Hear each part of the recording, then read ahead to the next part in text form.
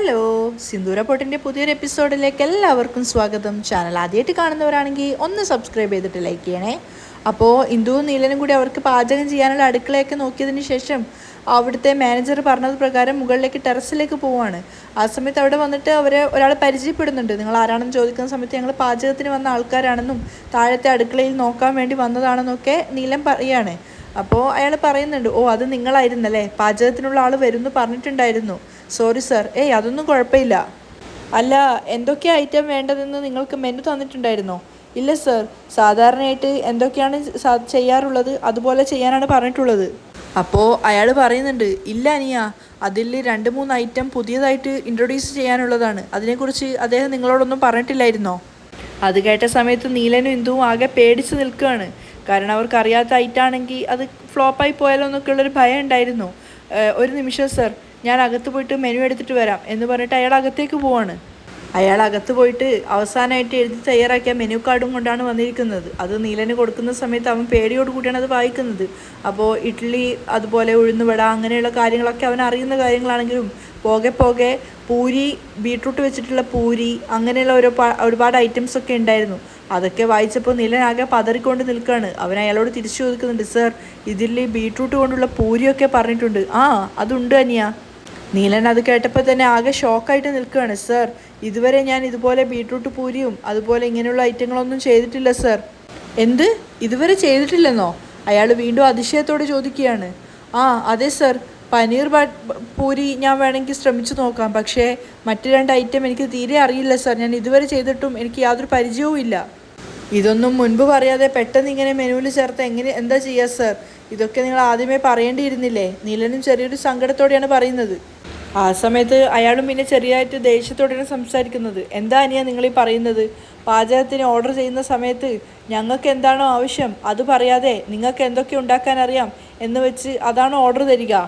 അത് കേട്ട സമയത്ത് നീലൻ ആകെ നിരാശനായിട്ട് നിൽക്കുകയാണ്. അവൻ പേടിയോടെ ഇന്ദുവിനെ നോക്കുന്നുണ്ട്.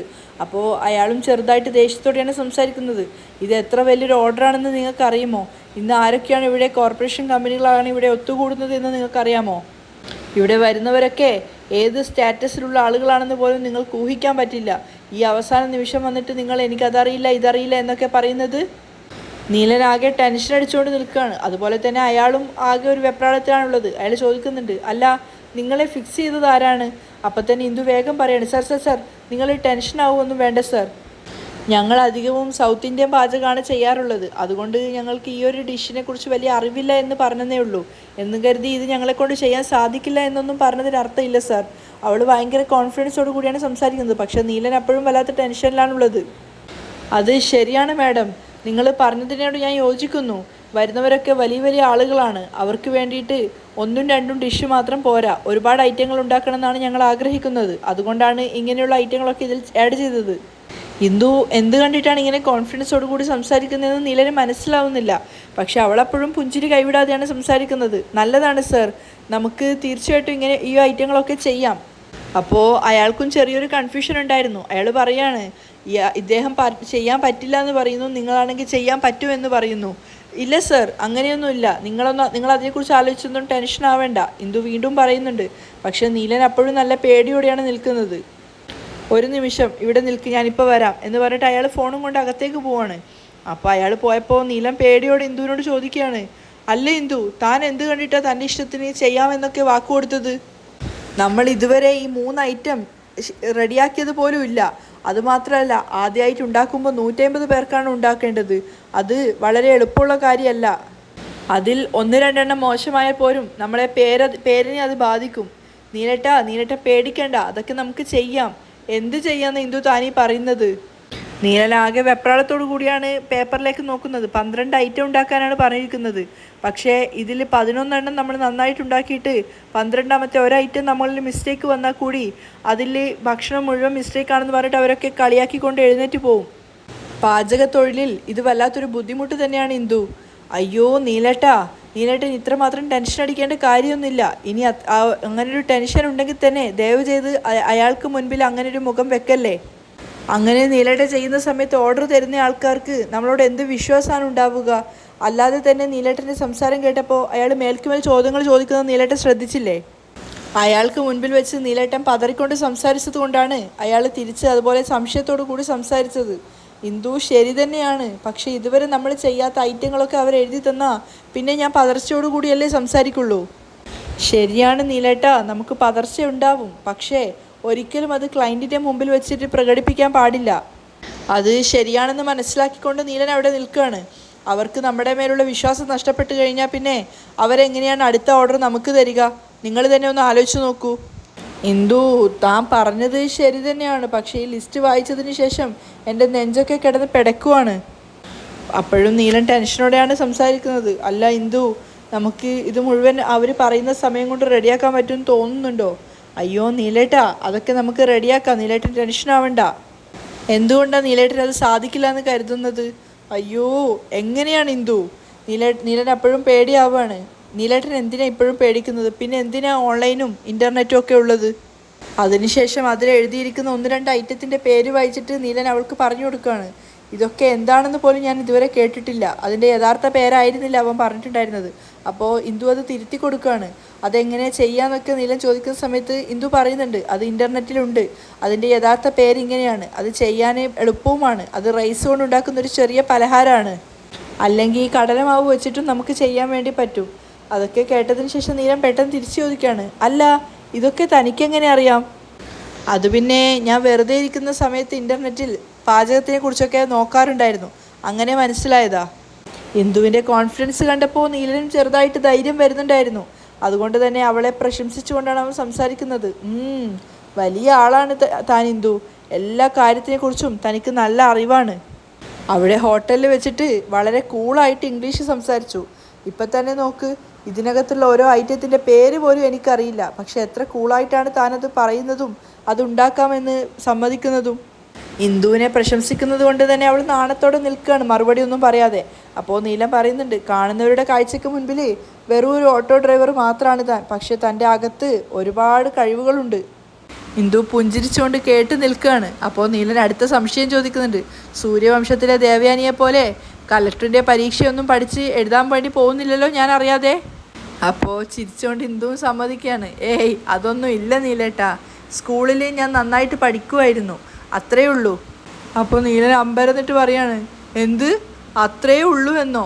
ഇതൊക്കെ എത്ര വലിയ കാര്യമാണെന്ന് തനിക്ക് അറിയായിട്ടേ ഇന്ദു. അപ്പോഴേക്കും അയാൾ അകത്ത് പോയിട്ട് നീലനെ വർക്ക് ഏൽപ്പിച്ചിട്ടുണ്ടായിരുന്ന ആ സാറിനെയും കൂട്ടിക്കൊണ്ടാണ് അങ്ങോട്ടേക്ക് വരുന്നത്. അവരെ കണ്ടപ്പോൾ പരസ്പരം നമസ്കാരമൊക്കെ പറയാണ്. ശേഷം അയാൾ നീലനോട് പറയുന്നുണ്ട്, എന്താ അനിയ, ഇദ്ദേഹം വന്നിട്ട് എന്താ പരിചയമൊന്നും ഇല്ലാത്ത ഒരാളെയാണോ പാചകത്തിന് കൊണ്ടുവന്നിരിക്കുന്നതെന്ന് എന്നോട് ചോദിച്ചു, എന്താ അതിന് മാത്രം പ്രശ്നം ഉണ്ടായത്? അപ്പോൾ നീലൻ സംഭവം പറഞ്ഞു കൊടുക്കുകയാണ്, ഏയ് അതൊന്നുമില്ല സർ, പെട്ടെന്ന് മെനു കാർഡ് കൊണ്ടുവന്ന സമയത്ത് അതിൽ പരിചയമില്ലാത്ത 3 ഐറ്റത്തിൻ്റെ പേര് കണ്ടു, പെട്ടെന്ന് അങ്ങനെ കണ്ടപ്പോൾ ഞാൻ ചെറുതായിട്ടൊന്ന് പതറിപ്പോയി, അങ്ങനെ സംസാരിച്ചതാണ്. പക്ഷെ അപ്പോഴേക്കും ചിരിച്ചുകൊണ്ട് ഇന്ദു പറയാണ്, സർ അതൊക്കെ ഞങ്ങൾ റെഡിയാക്കിക്കോളാം സർ, ഇതാ കേട്ടില്ലേ അവർ ചെയ്യുന്നു, പിന്നെ താൻ എന്തിനാ പേടിക്കുന്നത്, അതൊക്കെ അവർ നോക്കിക്കോളും, വിട്ടേക്ക് എന്ന് അയാൾ കൂടെ വന്ന അയാളോട് പറയാണ്. ആ ചെയ്താൽ മതി, അയാളും ചെറുതായിട്ടൊന്ന് കളിയാക്കിക്കൊണ്ടാണ് പറയുന്നത്. ആ സമയത്താണ് അദ്ദേഹം പറയുന്നത്, അതായത് നീലനെ വർക്കേൽപ്പിച്ച അയാൾ പറയുകയാണ് നീലനോട്, അനിയ പ്രോഗ്രാമിൽ ചെറിയൊരു ചേഞ്ച് ഉണ്ട്. അത് കേട്ടപ്പോൾ നീലൻ ദിവസം മാറ്റി വെച്ചിട്ടുണ്ടാവും മറ്റും അങ്ങനെയാണ് ചിന്തിക്കുന്നത്. പക്ഷേ അയാൾ പറയുന്നത്, ഞങ്ങൾ 150 പേർക്കുള്ളൊരു ക്ഷണമായിരുന്നു ഉണ്ടാക്കിയിരുന്നത്, പക്ഷേ പ്രതീക്ഷിക്കാതെ അഡീഷണൽ ആയിട്ടൊരു 100 പേര് കൂടെ അധികം വരുന്നുണ്ട്. അത് കേട്ട സമയത്ത് നീലൻ ശരിക്കും ഞെട്ടിപ്പോയിട്ടുണ്ടായിരുന്നു. നീലൻ മാത്രമല്ല, ഇന്ദുവും ശരിക്കും ഷോക്കായിട്ട് നിൽക്കുകയാണ്. ഇപ്പോൾ നിങ്ങളൊരു 250 പേർക്കുള്ള ഭക്ഷണമെങ്കിലും ഉണ്ടാക്കേണ്ടി വരും. അയാൾ വളരെ കൂളായിട്ടാണ് സംസാരിക്കുന്നത്. പക്ഷെ നീലൻ പേടിച്ചുകൊണ്ട് പറയാണ്, സർ പെട്ടെന്ന് 100 ആൾ അധികം ഉണ്ടെന്നൊക്കെ പറയുന്നത്. അപ്പോൾ അയാൾ പറഞ്ഞു കൊടുക്കണം, ആദ്യം ഞങ്ങൾ ഞങ്ങളുടെ ബ്രാഞ്ചിലുള്ള ടീമിന് മാത്രമേ ആയിരുന്നു ഇൻവൈറ്റ് ചെയ്തിട്ടുണ്ടായിരുന്നത്, പക്ഷേ പെട്ടെന്നാണ് എല്ലാ ബ്രാഞ്ചിലുള്ള ആൾക്കാരും വരാമെന്ന് പറഞ്ഞത്, അതുകൊണ്ടാണ് പെട്ടെന്ന് ആൾക്കാരുടെ എണ്ണം കൂടിയത്. അതുമാത്രമല്ല, അവരൊക്കെ ഒരുപാട് സ്ഥലത്തുള്ള ആൾക്കാരായതുകൊണ്ടാണ് പെട്ടെന്ന് മെനു കാർഡിൽ എക്സ്ട്രാ 2-3 ഐറ്റംസും ആഡായത്.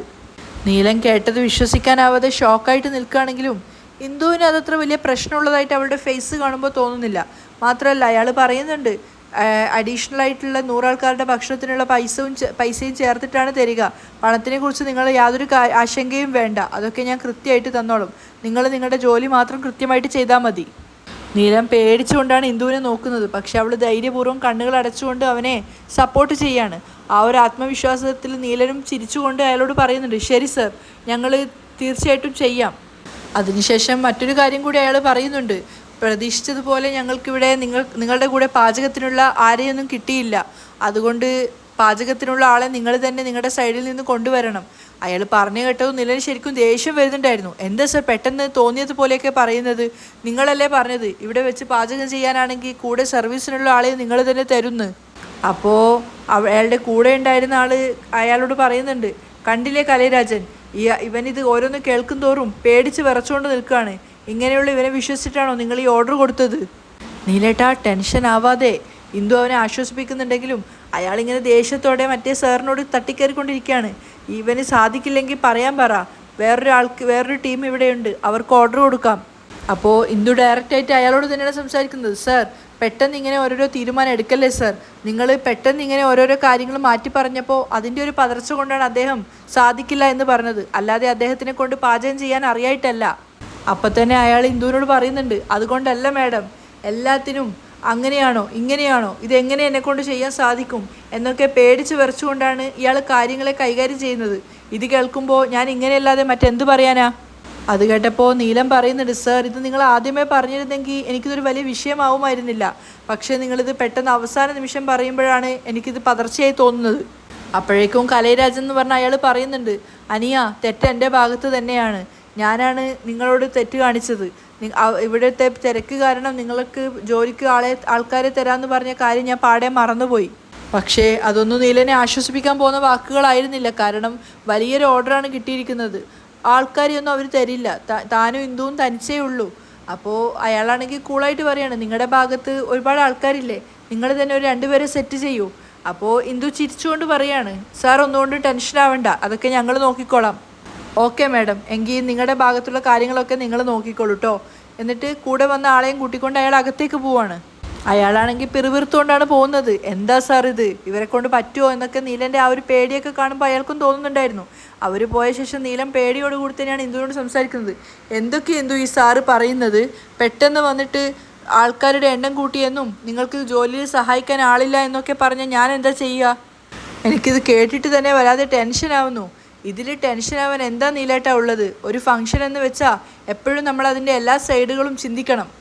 നീലേട്ടൻ ഇങ്ങനെ ചിന്തിച്ച് ടെൻഷൻ അടിക്കാൻ മാത്രമുള്ള വലിയൊരു പ്രോബ്ലം ഒന്നുമല്ല ഇത്. നിങ്ങളൊന്ന് സമാധാനത്തോടെ ഇരുന്ന് ചിന്തിച്ചാൽ ഇതിനുള്ള സൊല്യൂഷൻ നിങ്ങൾക്ക് തന്നെ കിട്ടും. ഇന്ദു പറഞ്ഞത് കേട്ടപ്പോൾ നീലൻ ഇങ്ങനെ കുറച്ചൊന്ന് സമാധാനത്തോടെ നിൽക്കുകയാണ്. എന്നിട്ട് അവളോട് ചോദിക്കുകയാണ്, ശരി, ഞാനിപ്പോൾ ടെൻഷൻ ഇല്ലാതെ തന്നോട് ചോദിക്കുകയാണ്, ഇന്ദു, ഇതെങ്ങനെയാണ് നമ്മളൊന്ന് പരിഹരിക്കുക? അവനാകെ ടെൻഷൻ അടിച്ചുകൊണ്ട് നിൽക്കുകയാണ്. അപ്പോൾ ഇന്ദു പെട്ടെന്നൊരു സൊല്യൂഷൻ പറഞ്ഞു കൊടുക്കുകയാണ്. അങ്ങനെയാണെങ്കിൽ ഇനി ഒന്നും ചിന്തിക്കണ്ട, പെട്ടെന്ന് തന്നെ ഡെക്ലേസ് ചേട്ടനെ കോൾ ചെയ്തിട്ട് ഡെക്ലേസ് ചേട്ടനോടും ചേട്ടനോടും പെട്ടെന്ന് ഇങ്ങോട്ടേക്ക് വരാൻ വേണ്ടി പറ. അപ്പോൾ നമുക്ക് നമ്മുടെ ജോലി കുറച്ചുകൂടി എളുപ്പമുള്ളതായിട്ട് തോന്നും. അപ്പോൾ നീലനും പറയാണ്, എനിക്കും അത് തന്നെയാണ് ശരിയെന്നാണ് ഇന്ദു തോന്നുന്നത്. ശരിയാണ്, ഞാൻ പെട്ടെന്ന് തന്നെ ഡെക്കേട്ടനെ വിളിക്കാം എന്ന് പറഞ്ഞിട്ട് ഫോൺ എടുക്കുകയാണ് നീലൻ. അതേസമയം ഡെക്കാണെങ്കിൽ നാട്ടിൽ സ്കൂട്ടർ ഓടിച്ചുകൊണ്ട് എന്തോ ചെയ്തുകൊണ്ടിരിക്കുകയാണ്. ഫോൺ റിങ് ചെയ്യുന്നത് കണ്ടപ്പോൾ എടുത്തു നോക്കുമ്പോൾ നീലനാണ്. അപ്പം തന്നെ മുഖത്തൊരു ഗൗരവവും ചാടയൊക്കെ ഇട്ടിട്ടാണ് ഫോൺ എടുക്കുന്നത്. ആ ഹലോ, പറ. എന്താ ഡെക്കേട്ടാ ഇങ്ങനെ സ്നേഹമൊന്നും ഇല്ലാത്തതുപോലെ സംസാരിക്കുന്നത്? നീലൻ തിരിച്ചു ചോദിക്കുകയാണ്. എയർകാർഡിന് എന്നെ കൂട്ടാതെ പകുതിക്ക് തള്ളിവിട്ട് പോയവരോടൊക്കെ ഇത്ര സ്നേഹത്തോടു കൂടി മാത്രമേ സംസാരിക്കാൻ പറ്റൂ. എന്താ വിളിച്ച കാര്യം, അത് പറ. നീലന് കാര്യം മനസ്സിലായി. ഡെക്ക് തന്നോട് പരിഭവത്തോടാണ് നിൽക്കുന്നതെന്ന് ഇന്ദുവിനെ കൂട്ടിയിട്ട് വന്നതിൽ. അപ്പോൾ അവനിങ്ങനെ പല്ലിയടിച്ചുകൊണ്ട് നിൽക്കുകയാണ്. അപ്പോൾ ഡെക്കാണെങ്കിൽ ഗൗരവത്തോടെയാണ് സംസാരിക്കുന്നത്. എന്ത് പറയാനാണ് വിളിച്ചതെന്ന് വെച്ചാൽ പറഞ്ഞിട്ട് വേഗം ഫോൺ വെക്കാൻ നോക്ക്. നിങ്ങളല്ലാതെ എനിക്ക് മറ്റാരാ ഉള്ളത് ഡെക്ലേസ് ചേട്ടാ, അതൊന്ന് പറ. ഇപ്പം നിനക്ക് അങ്ങനെയൊക്കെ തോന്നും. ബസ്സിൽ കയറി പോകുന്ന സമയത്ത് കമൽഹാസൻ സിനിമയിൽ അഭിനയിച്ചതുപോലെ എന്തൊക്കെ ഭാവഭേദങ്ങളാണ് നീ അഭിനയിച്ച് കൂട്ടിയത്.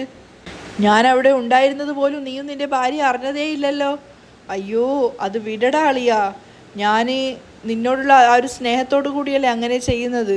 നമുക്കിപ്പോൾ ചെയ്യാൻ പറ്റുന്ന ആൾക്കാരോടല്ലേ നമുക്ക് അങ്ങനെയൊക്കെ ചെയ്യാൻ പറ്റുമോ, അല്ലാതെ പുറത്തു പോയിട്ട് അങ്ങനെയൊക്കെ ചെയ്യാൻ പറ്റുമോ? അത് കേട്ടപ്പോൾ ഡെക്ക് കളിയാക്കി ചിരിക്കുകയാണ്. അതെ, അവസാനം എന്തെങ്കിലും ആവശ്യം വരുമ്പോൾ ഇങ്ങനെയുള്ള ഡയലോഗും കൊണ്ടിട്ട് വന്നാൽ മതി. ഇപ്പോൾ നിനക്ക് എന്നെ വിളിക്കാൻ എന്താ തോന്നിയത്? നീ അവിടെ എത്തിയിട്ട് ഒന്ന് എന്നെ അറിയിച്ചത് പോലും ഇല്ലല്ലോ. ഇപ്പം എന്ത് കാരണം കൊണ്ടാണ് നീ എന്നെ വിളിച്ചത്? അയ്യോ, ഞാനിപ്പോൾ നിന്നെ വിളിച്ചത് തന്നെ ഞങ്ങൾ ഇവിടെ എത്തിയ കാര്യം പറയാനാടാ ഡെക്കെ. അത് കേട്ടപ്പോൾ തന്നെ ഡെക്ക് ദേഷ്യത്തോടെ പറയുന്നുണ്ട്, അതെ അതെ, എന്നെ വിളിച്ചത് നീ അതിനു വേണ്ടി തന്നെയാണെന്ന് ഞാൻ വിശ്വസിക്കുന്നു.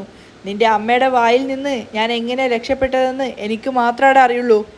നിന്റെ പെങ്ങൾ പൂർണ്ണയില്ലായിരുന്നെങ്കിൽ നിന്റെ അമ്മ എന്നെ ഒരടിയടിച്ച് ചുവരിനോട് ചേർത്ത് വെക്കുമായിരുന്നു. ഓ, അങ്ങനെയാണോടാ അളിയ? നീലൻ അതിശയത്തോട് ചോദിക്കുകയാണ്. ഓ, ഫീലിങ്സ് ആണോ?